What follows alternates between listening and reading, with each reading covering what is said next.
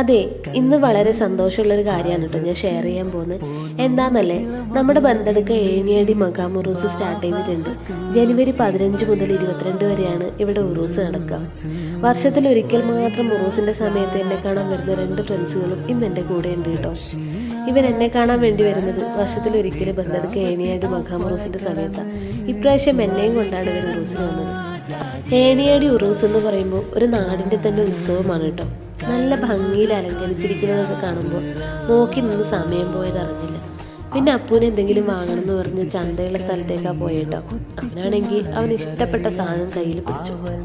പിന്നെ നല്ല variety spot കിട്ടുന്ന ഒരുപാട് സ്ഥലങ്ങൾ അവിടെ ഉണ്ടായിരുന്നു.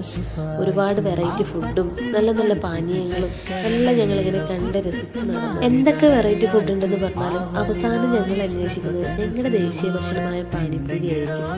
അവസാനം അതും കയ്യിൽ കിട്ടിയിട്ടോ.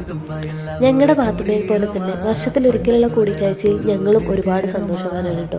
ഉറൂസിന്റെ വിശേഷങ്ങളൊക്കെ പങ്കുവച്ച് പിരിയാൻ നേരം അടുത്ത വർഷത്തേക്കുള്ള ഡേറ്റ് നോക്കി കാത്തു നിൽക്കലായിരിക്കും. എന്തായാലും ബന്തെടുക്ക ഏണിയാടി മഖാം ഉറൂസിന് പോയവരും പോകാൻ ആഗ്രഹിക്കുന്നവരും ഒന്ന് കമന്റ് ചെയ്യണേ.